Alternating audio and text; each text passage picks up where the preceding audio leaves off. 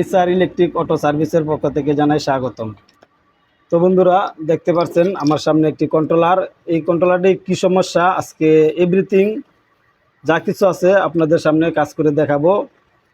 অবশ্যই যারা আমার ভিডিওটি দেখতেছেন আমার চ্যানেলটিকে সাবস্ক্রাইব করে দিবেন এবং পাশে থাকা বেল আইকনটি বাজিয়ে দিবেন, আর লাইক শেয়ার কমেন্ট করতে ভুলবেন না।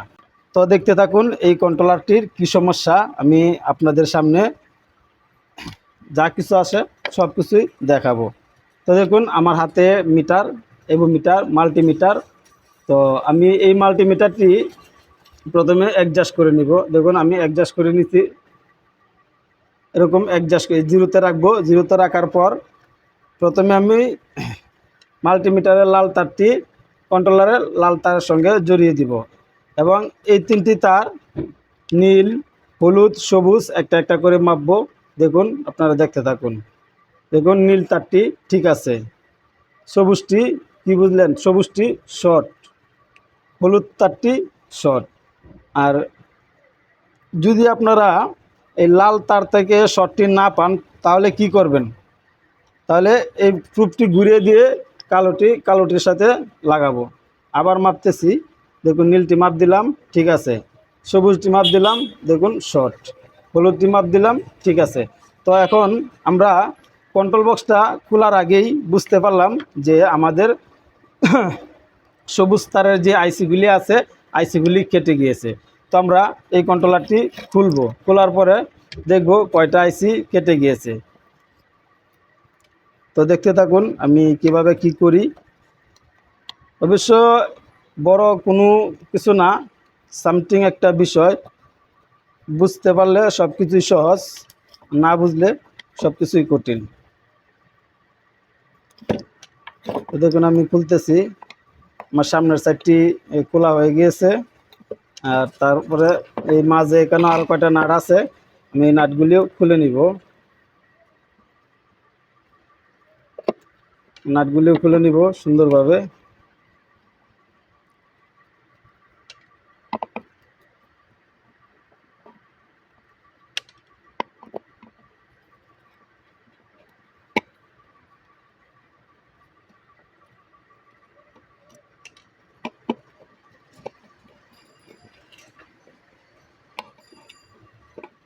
তো বন্ধুরা দেখুন আমার নাটগুলি খোলা হয়েছে, আমি এখন আনবক্সিং করলাম।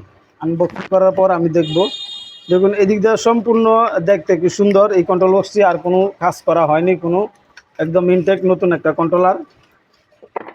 তো আবার আমি মাপ দিব। অবশ্য আমরা কন্ট্রোল বক্সটি খোলার আগে আমরা সবুজ তারের শর্টটি পেয়েছিলাম। তো আমার সবুজ তার কোনটা, দেখুন এই মাঝে আমার সবুজ তারটি। তো আমার এদিকেও মাপার কোনো দরকার নাই, এদিকে মাপার কোনো দরকার নাই, আমি ডাইরেক্ট সরাসরি সবুজ তারে মাপ দেবো। দেখুন সবুজ তারটি শর্ট। এখন কথা হচ্ছে এখানে কয়টি আছে, 1 2 3 4টি। তো এখানে কি 4টাই খারাপ, যদি আমার 4টা খারাপ হয় আমি 4টাই চেঞ্জ করে দিব। তো দেখুন এখানে আমি প্রথমত মাপ দিতেছি, এটা ঠিক আছে, চতুর্থ মাপ দিলাম শর্ট, তার মানে আমার এখানে 2টা আইসি খারাপ। তো আমি এই 2টাকে চেঞ্জ করে দিব।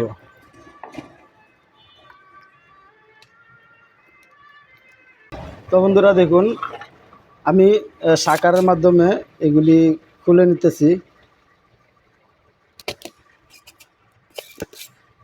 আমরা শাকার ব্যবহার করব, শাকার ব্যবহার করে এর ময়লাগুলি পরিষ্কার করে নিব, তাহলে আমার আইসিগুলি খুলতে অনেকটা সহজ হবে।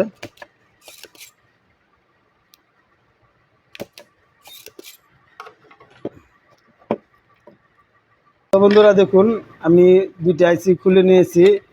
এখন খুলে নেওয়ার পরে আমি আবার এগুলি মাপ দিব। দেখুন আমি মাপতেছি, দেখুন শর্ট,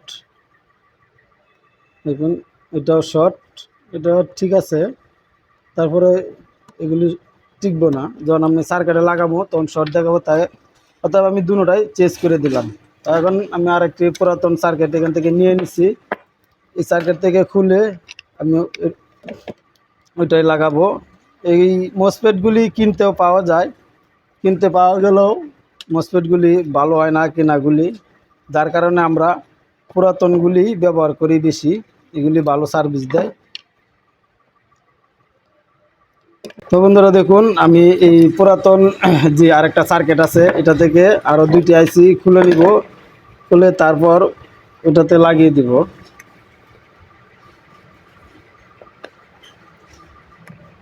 কারণ এগুলি মার্কেটে মসফেটগুলি কিনতে পাওয়া যায়, কিনা মসফেটগুলি এরকম ভালো হয় না। এই জন্য আমরা যারা মিস্ত্রি ভাই আছি তারা পুরাতন যে সার্কিটগুলি আছে পুরাতন সার্কিট থেকে আমরা ব্যবহার করি, কারণ নতুনের চেয়ে ভালো সার্ভিস দেয় এই পুরানগুলি। তো আপনারাও পুরাতন সার্কিট থেকে আইসিগুলি ব্যবহার করবেন, ভালো একটা সার্ভিস পেয়ে যাবেন।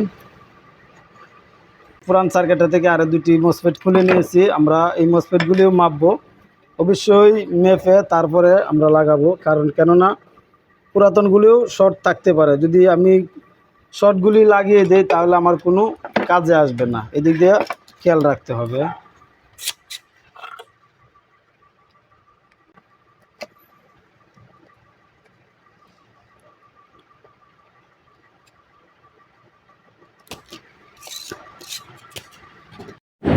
তো দেখুন, আমি আইসিগুলি রজন দিয়ে আইসি যে টেন্ডেস্টারের পায়ে যেই রানগুলি থাকে এইগুলি আমি পরিষ্কার করে নিলাম। পরিষ্কার করে নিয়ে আমি দেখুন সার্কিটের পিছন দিয়ে সাইড দিয়ে ঢুকানোর চেষ্টা করতেছি, কারণ পিছন সাইড দিয়ে ঢুকে আমি এই যে সার্কিটের কানাগুলি আমি ভালোভাবে দেখে পরিষ্কার করে নেব, যেন আমার লাগানোর সময় কোথাও আটকে না যায়। এই জন্য আমি এইটি করছি। এখন দেখুন আমার একটি কানা পরিষ্কার হয়নি, এই জন্য আমি আবার সুই দ্বারা আমি এই কানাটি পরিষ্কার করে দিলাম। করে দেখুন কীভাবে আমার আইসিটি ঢুকে গেছে। তো আমরা পরিষ্কার করে আইসিগুলি লাগিয়ে নিব। আইসিগুলি এই দেখুন আমি লাগাচ্ছি, আপনারাও এইভাবে লাগাবেন। এইভাবে লাগানোর পর এইভাবে লাগানোর পর আমরা কি করব, একটু দেখে শুনে লাগাবেন। লাগানোর পর আমরা এখানে নাটগুলি লাগিয়ে দেব। তো নাটগুলি লাগানোর সময় অবশ্যই একটু খেয়াল করতে হবে। দেখুন এখানে একটা হিট গ্রুপ পেপার আছে, এই পেপারটি যেন ছিঁড়ে না যায়, ফেটে না যায়।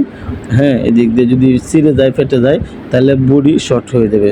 তো বডি শর্ট হয়ে গেলে আমরা যখন এই কন্ট্রোলারটা ফিটিং করব, ফিটিং করে গাড়িতে লাইন দেব, তখন আবার এই বডি হওয়ার কারণে আবার আইসিগুলি শর্ট হয়ে যাবে। তো এই আইসিগুলি আবার খেটে যাবে। এই দিক দিয়ে আমরা একটু সতর্কতা অবলম্বন করব। তো দেখুন আমি নাটগুলি লাগিয়ে নিয়েছি, এখন আমি এগুলি সোল্টারিং করব। সোল্টারিং করে এখন আমি রাইনটা খুঁজতেছি। রাইনটা আমার ডয়ারে আছে, আমি ডয়ার থেকে নিয়ে নিলাম এবং সোল্টারিং করতেছি। তো সোল্টারিং করার সময় আপনারা অবশ্যই একটু সতর্কতাভাবে সোল্টারিং করবেন, যেন সোল্টারিংয়ের সময় এই লাইনের কোনাকাছি একটি আরেকটি লগে লেগে না যায়। এদিক দিয়ে আপনারা একটু সতর্কতা থাকবেন। তো বন্ধুরা, আরেকটি কথা না বললেই নয়, যারা আমার চ্যানেলটিকে সাবস্ক্রাইব করেননি অবশ্যই সাবস্ক্রাইব করে দিবেন এবং পাশে থাকা বেল আইকনটি বাজিয়ে দিবেন। লাইক, শেয়ার, কমেন্ট করতে ভুলবেন না। এই ছিল আজকের ভিডিও। সবাই ভালো থাকবেন, সুস্থ থাকবেন। আসসালামু আলাইকুম।